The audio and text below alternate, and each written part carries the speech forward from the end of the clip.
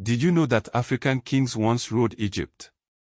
For centuries, mighty empires rose and fell across the continent, shaping not just Africa, but the world.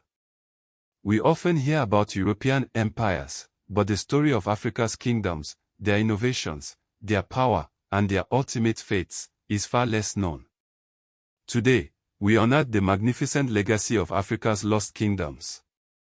Our journey begins in the ancient land of Nubia, in present-day Sudan. Here, along the fertile Nile Valley, arose the kingdom of Kush. For millennia, Nubian kingdoms flourished, but it was Kush that truly left its mark on history.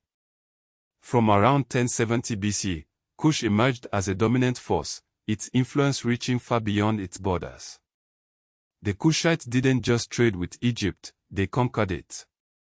In the 8th century BC, King Pi, also spelled Pianchi, led his armies north, sweeping through Egypt and establishing the 25th dynasty. For over half a century, Kushite pharaohs like Pi, Shaboka, Shabitku, Tahaka, and Tantamoni ruled over united Egypt and Kush, ushering in an era of prosperity and cultural exchange. But their reign wouldn't last forever. Assyrian armies, with their superior iron weapons, pushed the Kushites out of Egypt in the 7th century BC. Yet, Kush endured, retreating south to its capital, Meroe. Here, they forged a new identity, developing their own script, their own gods, and a thriving iron industry. Meroe became a major center of trade, connecting the African interior with the Red Sea and beyond.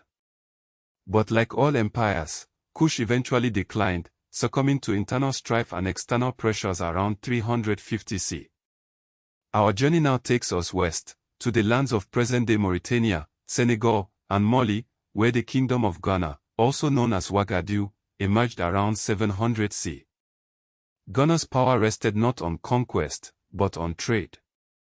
It controlled the vital trans-Saharan routes, becoming the gateway for gold flowing north and salt heading south.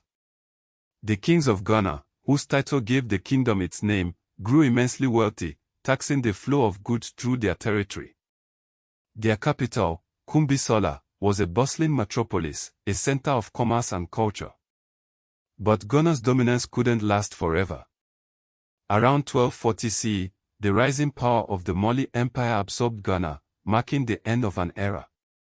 The Mali Empire, founded by Sundiata Keita around 1230 CE, would eclipse Ghana in both size and influence. Mali stretched across much of West Africa, its wealth based on gold and its embrace of Islam. But it was Musa, who reigned from 1312 to 1337, who truly put Mali on the map. His pilgrimage to Mecca in 1324 to 1325 was legendary. He traveled with a vast entourage, laden with gold, showering gifts upon the people he encountered. His generosity was so extravagant that it reportedly devalued gold in Cairo for years. Mansa Musa's pilgrimage brought scholars and traders to Mali, transforming cities like Timbuktu and Gao into centers of Islamic learning and commerce. Timbuktu became a renowned university town, attracting students from across the Muslim world. But the seeds of decline were sown even during Mali's golden age. Internal divisions and the rise of new powers weakened the empire. By the 17th century, Mali had fragmented, its glory days a distant memory. From the ashes of Mali rose the Songhai Empire, the largest state in West African history. Centered on the Niger River, Songhai expanded its power under rulers like Askia Muhammad I, who reigned from 1493 to 1528. Askia Muhammad was a devout Muslim and a skilled administrator. He reformed the empire's legal system, standardized weights and measures, and promoted trade and scholarship. Gao became the capital, a bustling city filled with merchants, scholars, and soldiers. But Songhai's reign was cut short by a fateful encounter with the Moroccan Sodi dynasty. In 1591, at the Battle of Tondebai, a Moroccan army armed with gunpowder weapons decisively defeated the Songhai forces. The Moroccans captured Gao and Timbuktu, bringing an end to Songhai's imperial ambitions. Our journey now takes us south, to present-day Zimbabwe, where the magnificent ruins of Great Zimbabwe stand as a testament to a lost civilization. From around 1100 to 1500 CE, Great Zimbabwe was the center of a thriving kingdom, its wealth based on gold and its connections to the Indian Ocean trade. The people of Great Zimbabwe built massive stone structures without mortar, a testament to their engineering skills. The Great Enclosure, with its towering walls, is a particularly impressive feat of construction. For centuries, Europeans refused to believe that Africans could have built such a complex and sophisticated city, attributing it to Phoenicians or other outsiders. But archaeological evidence has confirmed that Great Zimbabwe was indeed built by the ancestors of the Shona people. Great Zimbabwe's power declined in the 15th century, possibly due to overpopulation, environmental degradation, or shifts in trade routes.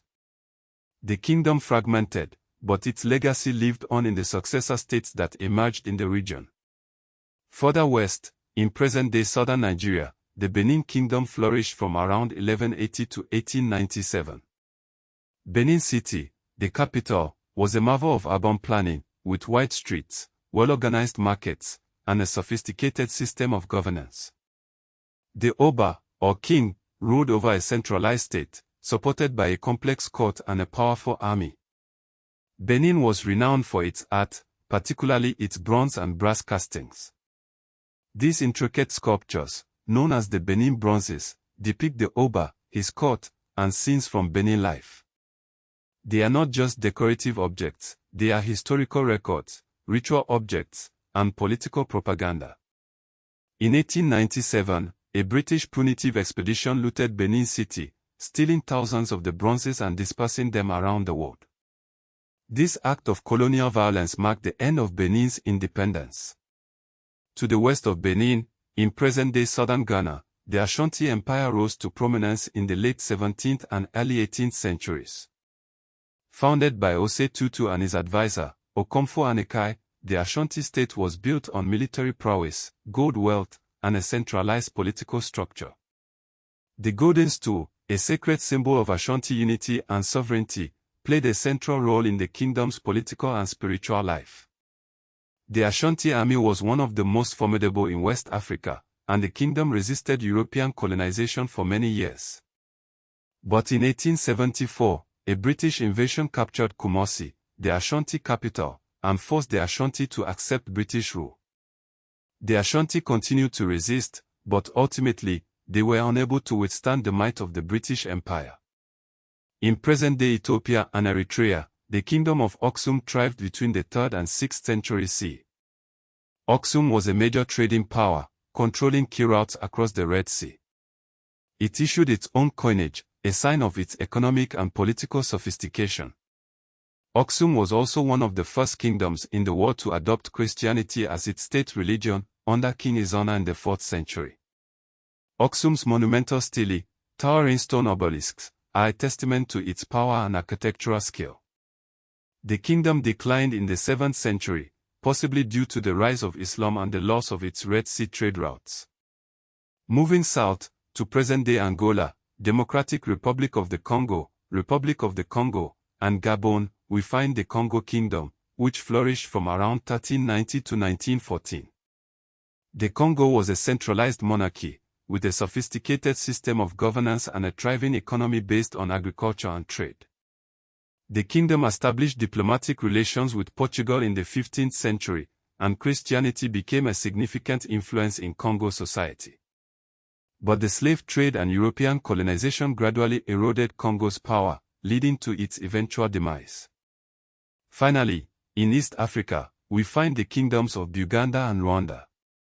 Buganda, in present-day Uganda, was founded in the late 1300s, while Rwanda, in present-day Rwanda, emerged in the 1500s. Both kingdoms developed sophisticated political systems and strong military traditions. Rwanda gained independence in 1962. And in southern Africa, the Zulu kingdom, under the leadership of Shaka Zulu in the early 1800s, rose to become a dominant force in the region. Shaka's military reforms and expansionist policies transformed the Zulu into a formidable fighting force, creating a powerful and centralized state. These are just a few of the many African kingdoms that shaped the continent's history. Their stories are a testament to the ingenuity, resilience, and creativity of the African people. Their legacies continue to resonate today, reminding us of the rich and complex history of Africa. The story of Africa is not just one of colonialism and slavery, it is also a story of empires, innovation, and cultural achievement. It's time we remember and celebrate the magnificent legacy of Africa's lost kingdoms.